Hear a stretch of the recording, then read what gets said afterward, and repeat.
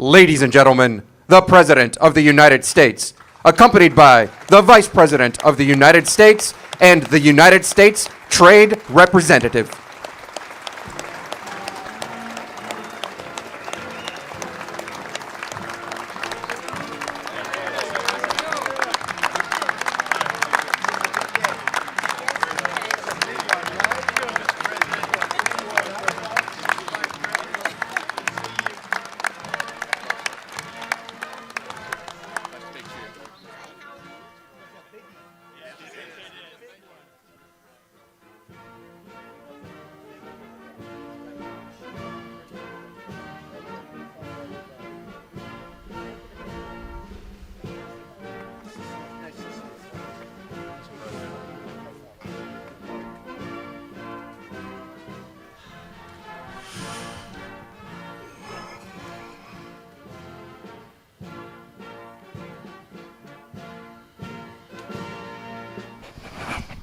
Well, thank you very much. Such beautiful music, such talented musicians, and we appreciate it very much. We have a tremendous list of people here today. In fact, so long that if I announced every name, we'd be here for about 3 hours. And we have to get back to business. Everybody does. Please sit down, please. But I want to thank everybody for coming to the White House on this very momentous, historic, and joyous occasion. It's been a long time. Everybody said this was a deal that could not be done. Too complicated, too big, couldn't be done. We got it done. And today we're finally ending the NAFTA nightmare and signing into law the brand new U.S.-Mexico-Canada agreement. Very special. Very, very special. The USMCA is the largest, fairest, most balanced, and modern trade agreement ever achieved. There's never been anything like it. Other countries are now looking at it, but there can't be a border like that because, believe it or not, that is by far the biggest border anywhere in the world. In terms of economy, in terms of people, there's nothing even close.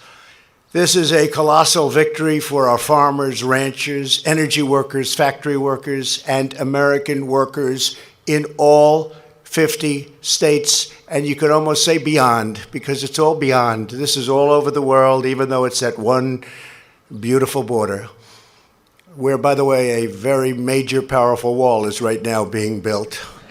Okay, I don't know if I should say that at this particular meeting. I know last night it got a very big hand. Today they're a little bit like, are we supposed to clap now? The USMCA is estimated to add another 1.2% to our GDP and create countless new American jobs. It will make our blue-collar boom, which is beyond anybody's expectation, even bigger, stronger, and more extraordinary, delivering massive gains for the loyal citizens of our nation. For the first time in American history, we have replaced a disastrous trade deal that rewarded outsourcing with a truly fair and reciprocal trade deal that will keep jobs, wealth, and growth right here in America.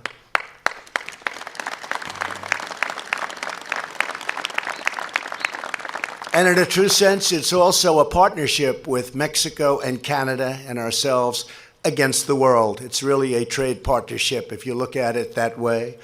And it's a day of great celebration in all three countries. I want to thank our amazing Vice President, Mike Pence, who helped us so much with the deal.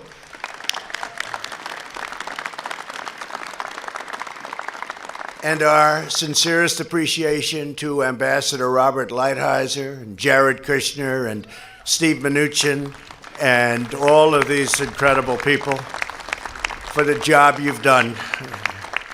Like I said, they said it couldn't be done. Welcome also to many members of Congress who were key to getting the deal done, including Senator Grassley. Where's Chuck? Where is Chuck? Oh, he was brutal. He would call me. He would say, how is it going? How is it going? And with Chuck, you just don't mess around. You said, we'll get it done. Don't worry. Thank you, Senator, very much. And Pat Roberts, Martha McSally. And I want to just, if I could, mention, because we do have some incredible people that work so hard, and senators, and maybe I'm being just nice to them because I want their vote. Does that make sense? I don't want to leave anybody out. Hey, Congressman, I already got your vote, 196 to nothing. The hell with you. I think I have to mention some senators that are here. But Marcia Blackburn, who's been where's Marcia Blackburn? Marcia, great. Marcia Blackburn, great state of Tennessee. Roy Blunt, thank you, Roy. Thank you, Roy. John Bozeman, thank you, John. Thank you very much. Great job. Mike Braun, he's become a big fixture on television and doing a great job. Shelley Moore Capito, thank you. West Virginia, great place. Senator Bill Cassidy. Senator, thank you very much. John Cornyn, thank you, John. Your poll numbers are looking good, John. Very, very good. You don't have to worry about Beto either, do you, John? A great young gentleman, and he's been with us right from the beginning, Senator Tom Cotton. Where's Tom? Thank you, Tom. Thank you, Tom. Kevin Kramer. Thank you, Kevin. Ted Cruz. Boy, has he been. Where is Ted? Boy, oh boy, and he's dying to get back there and ask those questions, I know. And he's sitting there, let me out of here, President. I want to ask those questions. He's got some beauties, I'll bet. Thank you, Ted, for everything. You've been incredible. Steve Daines, my friend from the beginning. Thank you, Steve. Joni Ernst. Joni Ernst. That was the team, the tag team with Chuck Grassley and Joni Ernst. It was impossible. I just say, just tell him I'm not in, please. Senator Deb Fischer. Terrific person. Terrific person. Lindsey Graham. Where's Lindsey? He may be having a news conference right now. He's working on something. He said, I'm going over to a news conference. I said, you know what? I'd rather have you at the news conference. Don't worry. We'll take care of it. A young, brilliant guy who's done incredibly well and respected by everybody, Senator Josh Hawley. Josh, tremendous. I think he's another one. He doesn't want to come over here right now. Where's John Hoeven? John, you have been so great. Thank you, John. John Hoeven. Senator James Lankford. He is a terrific person. We're just together on a very special day, right, James? Kelly Loeffler. Kelly, congratulations, Kelly. Really great. They already like you a lot. That's what the word is. Thank you, Kelly. Martha McSally. Good, Martha. Great. Jerry Moran. Jerry, thank you, Jerry. Did a great job in a lot of different ways. And another one is James Risch. James, fantastic job you do. And Mike Rounds. Where's Mike? Mike, thank you. He's always there, Mike. He's fantastic. Tim Scott, Mr. Opportunity Zone, and I think he's over there fighting. He's saying, just read the transcripts. That's what he's saying. He's great. Tom Tillis, who's doing pretty well, is what I'm understanding. Tom Tillis. Where's Tom? Yup. And Roger Wicker. By the way, is there anybody, thank you, Roger. Roger, is there anybody I didn't introduce? I would like to apologize immediately. Where's Rick? Where's Rick? He's been one of the greats. Oh, I figured he was over there. Rick, why are you not over there, Rick? Rick Scott has been so incredible. Great governor of Florida, a great, great governor. Now he's a great senator. Thank you very much. The rest of you I don't have to bother with. I'm sorry. You know the way it works in life, right? Right, Ivanka? That's the way it works in life. I'm trying to teach her, but she could actually teach me. Well, I want to really thank all of those people. And also with us is Kevin McCarthy and Kevin Brady and Mike Conaway and Vern Buchanan and Steve Scalise. They've been incredible from day one. And literally 100 other wonderful congressmen and women. And we appreciate you being here. And Kevin, congratulations on your big victory yesterday. That was incredible. And he's also a tremendous fundraiser. Not that that matters. We don't even think about that. But that was a big victory you had yesterday. Thank you very much. Also here are many of the state and local leaders, including a really good friend of mine, somebody that is going to get that pipeline through and approved and finished, Pete Ricketts of Nebraska. Where's Pete? Pete, Thank you very much. And a special man and a very popular governor and a very capable governor has done an incredible job, and he's been a tremendous supporter of all of us, Greg Abbott of Texas. Thank you, Greg. Great job. Great job you do. We're very grateful for the close partnership and cooperation with Prime Minister Trudeau and for our incredible friendship and the relationship that we've developed with President Lopez Obrador. We're honored to be joined by Acting Ambassador Hillman from Canada, Ambassador Barcena of Mexico, Mexican Undersecretary Seade, Mexican Minister of Economy Marquez, and Mexican Foreign Minister Ebrard. They were really great people. We got to know them very well. This was a long negotiation, complex. Spent a lot of time with them. Thank you very much for being here. And I want to say that I have our great cabinet right up here, but I'm not sure. I don't know. Ted, should I introduce the cabinet? You want to get back, right? Let's forget it. My cabinet is great, every one of them. Every one of them, they're fantastic. They are fantastic, and we appreciate it very much. You've done a great job. Getting good credits for what you're doing, and we really appreciate it. Really fantastic. After NAFTA's adoption more than 25 years ago, the United States lost nearly 1/4 of all of its manufacturing jobs, including more than 1 in 5 vehicle manufacturing jobs. Think of that. 1 in 5 jobs lost so needlessly. Thousands of factories were shuttered. Millions of manufacturing jobs were destroyed. And entire communities were devastated, from Ohio to Pennsylvania, Michigan to Maine, and California to North Carolina, devastated. 2 decades of politicians ran for office vowing to replace the NAFTA, and this was a catastrophe, the NAFTA catastrophe. Yet once elected, they never even tried. They never even gave it a shot. They sold out. But I'm not like those other politicians, I guess in many ways. I keep my promises, and I'm fighting for the American worker. And we're all fighting for the American worker. Everybody here is fighting for the American worker. This agreement is a tremendous breakthrough for American agriculture. Canada will finally provide greater access for American dairy. Canada's opening up.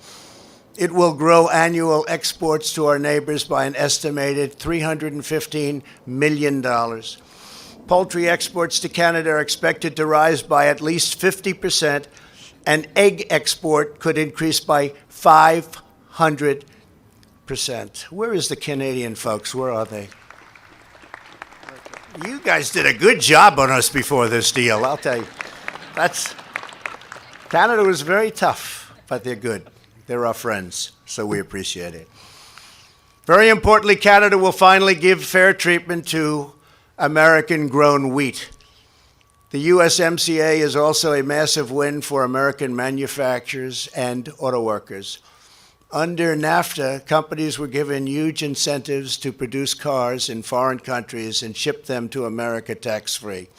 No tax, no nothing. We lost our jobs, we closed our factories, and other countries built our cars. But we've changed that, and we're now setting records. The USMCA closes these terrible loopholes and includes strong provisions to ensure that new cars are fashioned by American hands. That's a fancy word of saying built, and manufactured with American labor. We have some of the great labor leaders here right now. I think James Hoffa. Where's James Hoffa? James? Thank you very much, James. It's great. Thank you, James, very much. It's great.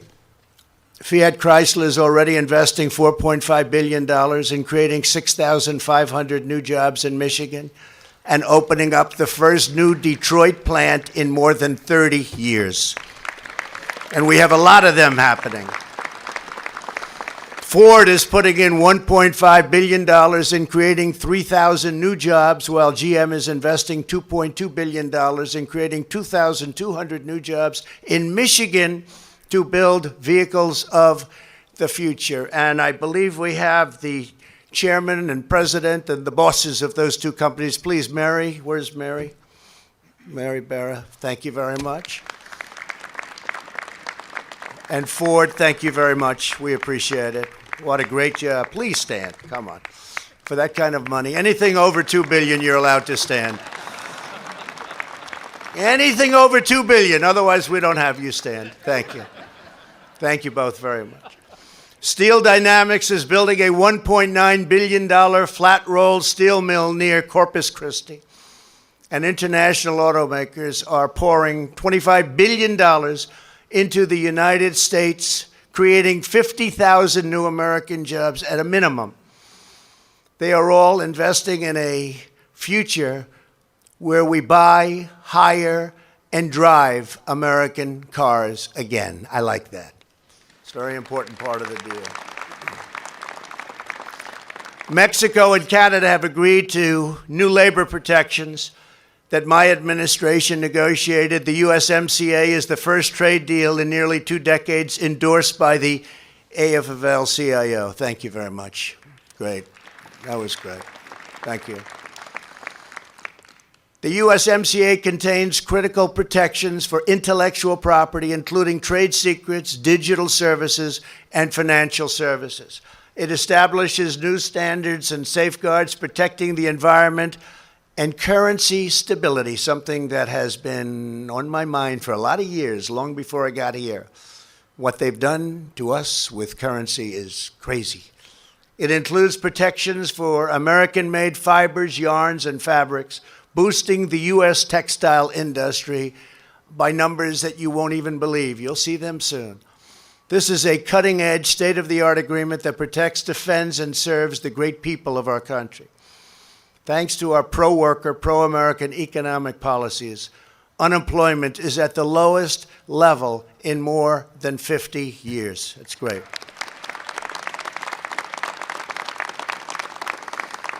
And we've created, in a very short period of time, a number that nobody would have believed if I ever said it during the campaign.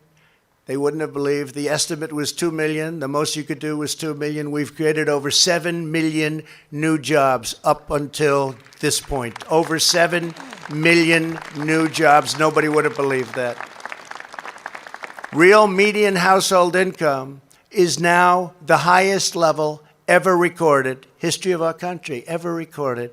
More Americans are working today than have ever worked in the history of our country. We're up to almost 160 million people working. We've never even come close to a number like that. We have the hottest economy on earth. Other countries come to see me in the Oval Office, and the first thing they say is, "What are you doing with your economy?" They try to copy us. Many have copied us, and it hasn't worked so well for them, to put it mildly. We are doing better than any country anywhere in the world, and it's not even close. Millions of extraordinary men and women strengthen our country every day in factories and warehouses, fields and farms, mills and stockyards, all across this magnificent land.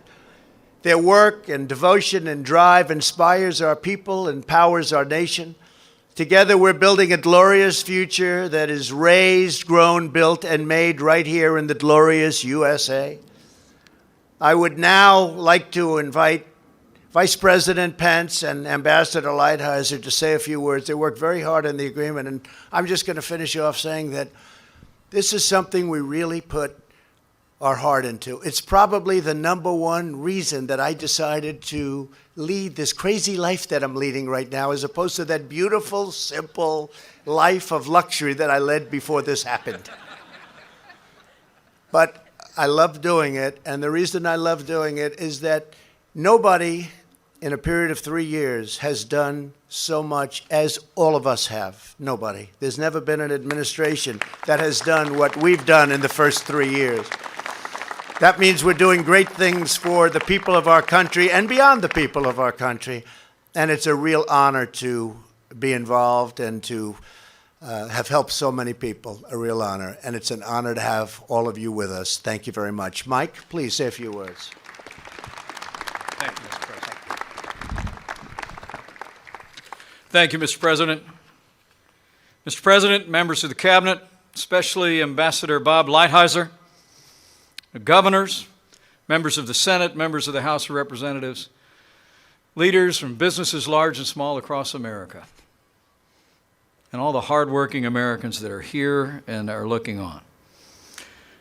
This is a great day for American workers and American farmers because, Mr. President, thanks to your leadership, NAFTA ends today and a new era of jobs and growth begins under the USMCA. Mr. President, as a candidate and as our president, you said we could get this economy moving again.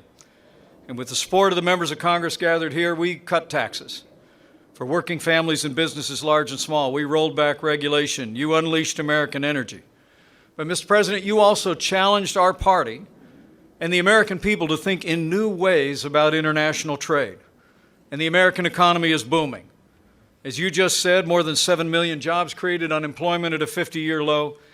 And I know what means most to you is that wages are rising across the board, but they're rising most rapidly for hard-working, blue-collar Americans. Mr. President, today you'll sign the largest trade deal in American history. And today, thanks to your leadership, we'll leave behind the failed policies of the past and have a new trade deal that'll benefit every American.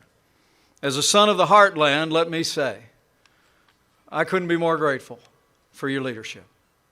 I saw firsthand how NAFTA hollowed out communities, caused thousands of factories to close, shuttered businesses in communities across my state and across the heartland. We saw thousands of jobs go south of the border. Over 1 million Americans lost their jobs. But thanks to your leadership, Mr. President, those days are over.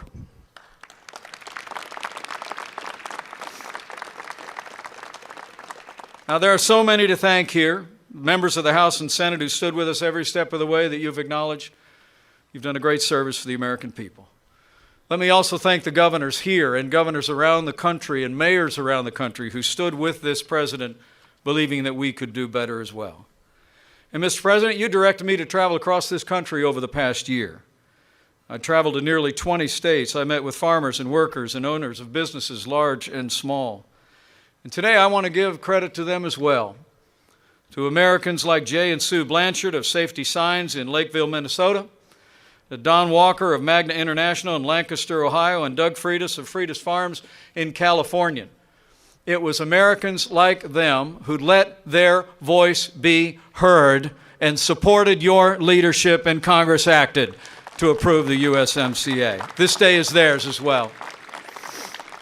But finally, Mr. President, on their behalf, I want to say thank you to you for having the vision long ago that America could do better than NAFTA. I want to thank you, Mr. President, on behalf of all of the American people for simply keeping your word, for fighting for the forgotten men and women of this country every day as you do, for driving a hard bargain, for never letting up until we got a deal that put American jobs and American workers first. So we're here today because of great allies in Congress and state houses and city halls. We're here today because the American people stepped forward and demanded better. But I want to say with a grateful heart that we're here mostly because we have a president who will always put America first. Thank you, Mr. President, and congratulations.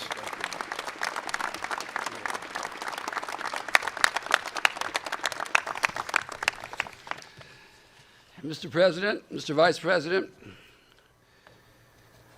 the President was elected in large part on his promise to change the direction of U.S. trade policy, a policy that for too long had led to exploding trade deficits, the outsourcing of U.S. jobs, and the brazen theft of American intellectual property.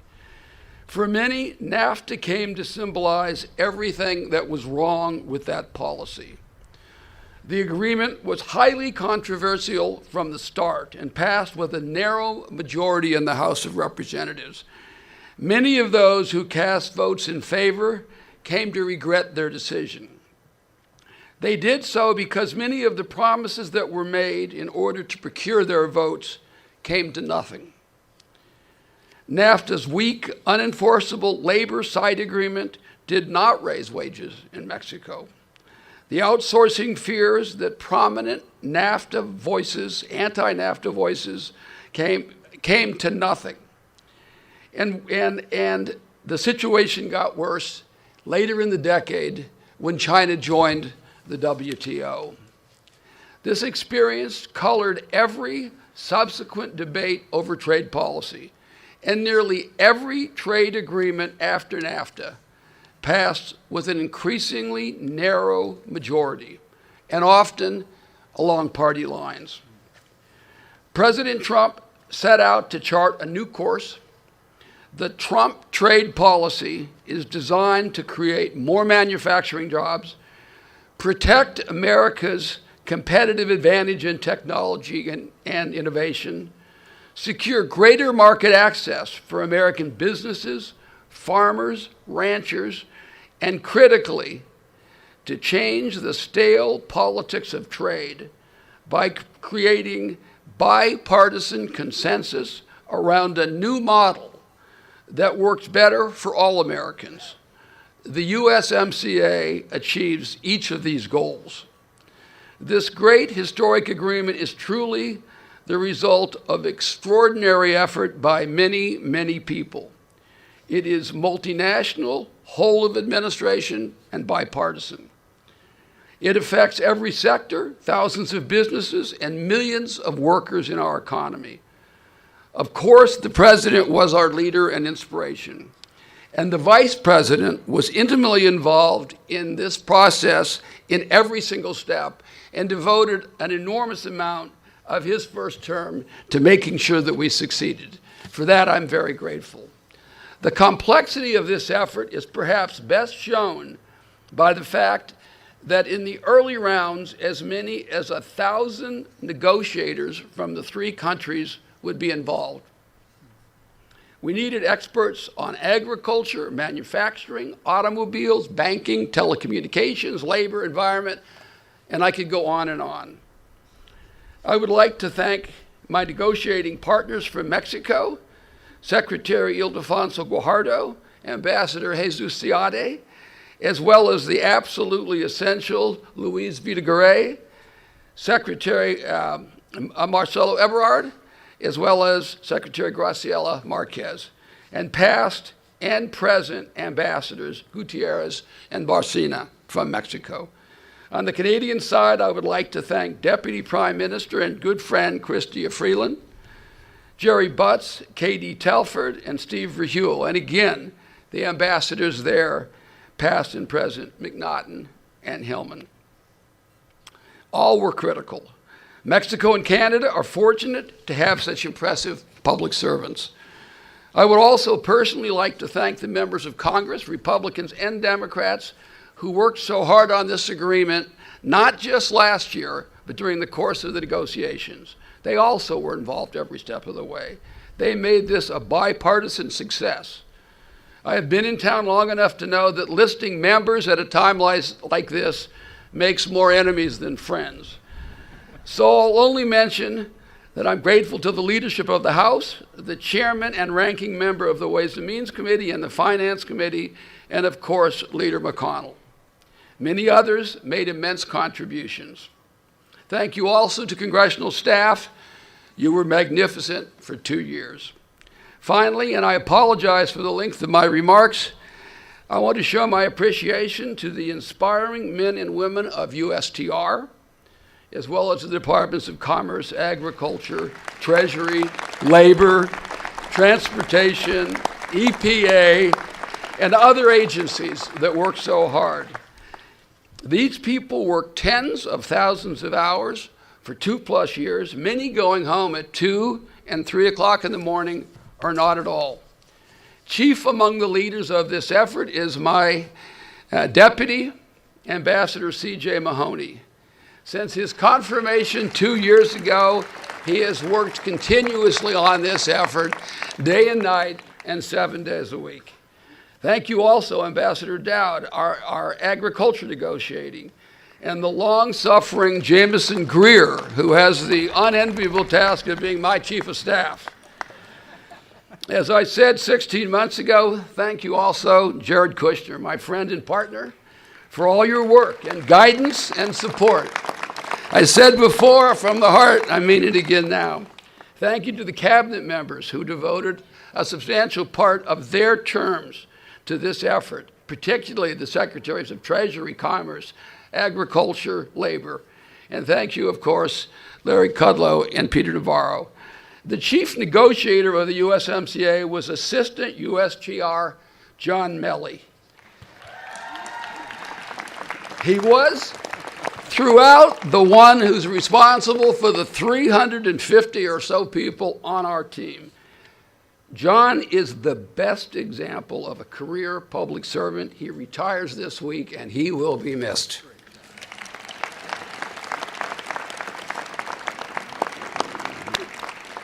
In closing, let me just say that I mostly want to thank the President of the United States for allowing me to lead this special team, for his constant, steady leadership, and for always being supportive during very difficult times, and to congratulate him on his magnificent achievement. To do this, and to do it under these circumstances, is a monumental part of your legacy, and I'm happy to be part of it.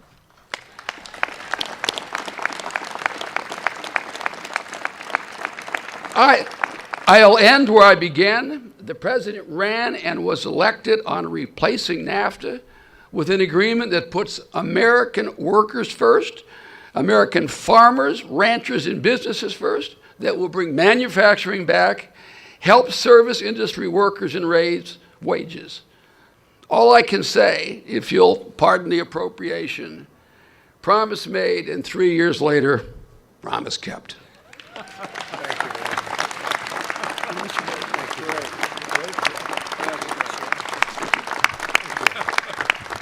Great job. Well, with all of the power and wealth and status in front of me, I think we would all agree that the people that are by far the most important with us today happen to be standing right behind me. Thank you all. Thank you all. It's great. They're the ones, they're the workers. They're the workers, and they're the ones that are going to benefit most by what we're doing. So thank you very much for being here. Thank you. Thank you. Thank you. And I would like you to remember that 2 weeks ago, we signed another little deal, our trade deal with China.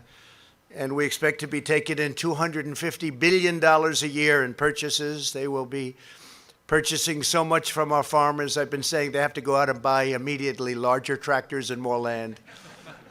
I hope they can do it. But the number is the largest number they've ever produced was $16 billion a year. I think, Chuck, we could say that. Joni, you would say 16 was the number. I called up our great Secretary of Agriculture, Sonny, who's probably around here someplace. I said, Sonny, what's the biggest number? Sonny Perdue. And he said, sir, 16 billion is the biggest number. I said, all right. Well, we're going to make it up because they were targeted, perhaps correctly. You know, China's negotiating. That's why nobody wanted to take it on. They said, we're going to target your farmers. And every other leader of our country said, oh, we're going to pass. Our farmers were incredible because they said the president is doing the right thing. But I said, what's the number we're talking about? And it was 16 billion, and it was 12 billion from the previous year. So it was 12 billion and 16 billion. And that was it. That was the maximum they've ever done. So I said, you know what we have to do? We're going to reimburse them and help them with 12 billion for the first year, 16 billion, same thing, for the second year. And the farmers got through. And they didn't want that. Nobody wanted to call it a subsidy, and it wasn't a subsidy. It was really a targeting fee, you could call it. But our farmers, I'll never forget, we had them over at the White House in the cabinet room, 35 farmers, and they said, sir, we don't want any money. We just want a level playing field. We don't want money. And I said, you know what? I've been president now at that time for 2.5 years. I said, that's the first time anybody's ever said that. Everybody wants money and they don't care how they get it. This is the first time they said, we just want a level playing field. They are the most incredible people. And when some of the people from the media, I'm going to be very nice today, the people from the media went out to the farms, and they went out to Iowa, and they went to Nebraska, they went to many of the different states, and they said, what do you think about what the president is doing? They're all, I don't think I heard one negative, no matter who it was, no matter which network. The farmers would say, the president is doing the right thing. This should have been done a long time ago. I'll never forget it. And now the farmers are going to be tremendous beneficiaries. In fact, when Bob was getting ready to sign the agreement, very close, we were a few days off, and I said, what are we getting for the farmers? Sir, we have it up to $20 billion purchase. I said, make it 50. They said, what do you mean, make it 50? Remember that one, Bob? I said, make it 50. He said, sir, they can't produce that much. I said, they'll find a way to do it. I think they'll find a way. Chuck, if they don't find a way, I'm going to be very angry at you, okay? They'll find a way. But it's true. We had it down at 20. That's more than they had ever done before. I said, make it 50. And they're going to. I think China is going to really be terrific. I think our relationship has never been better. We're very much involved with them right now on the virus that's going around. We're working very closely. I spoke to President Xi. We're working very closely with China. And honestly, I think as tough as this negotiation was, I think our relationship with China now might be the best it's been in a long, long time. And now it's reciprocal. Before we were being ripped off badly. Now we have a reciprocal relationship, maybe even better than reciprocal for us, because we have a long way to go before we get back some of the $500 billion a year that we were losing for year after year to China. So we're very honored by that deal, and we're very honored by the USMCA. And I just want to thank everybody in the audience, because almost every one of you, indirectly or directly, was involved. And history is going to show you're going to be very, very proud of what's happening, and very proud of what's happening to our country. Thank you all for being here very much, and I'm going to have the honor of signing the USMCA. Thank you very much.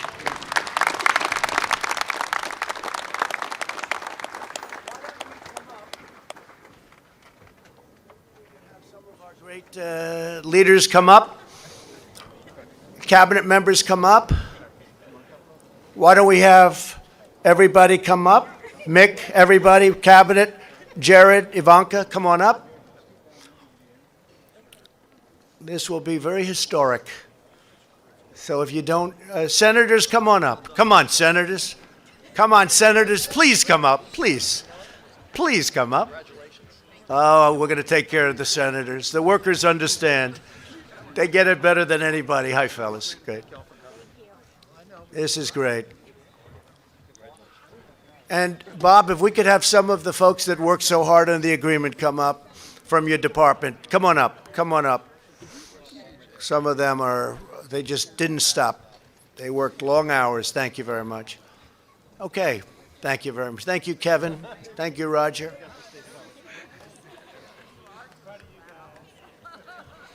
Okay. Thank you very much. Let's all scooch in. Scooch in. Jared, another big day. Not your favorite.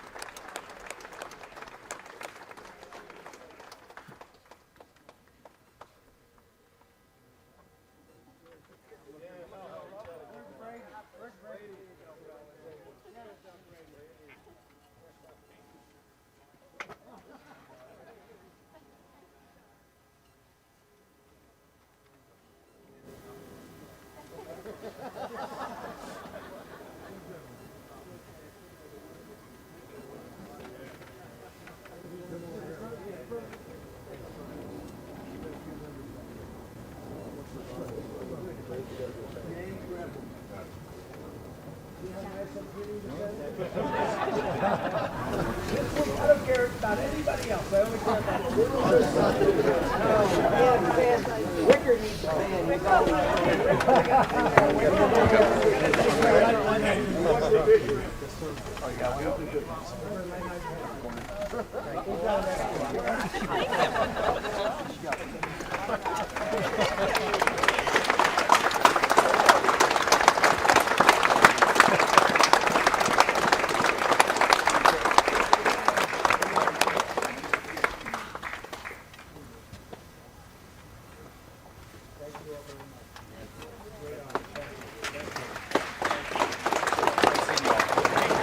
Please take vacation photo. Keep my economy going. Do that. Like your hat. Keep it going.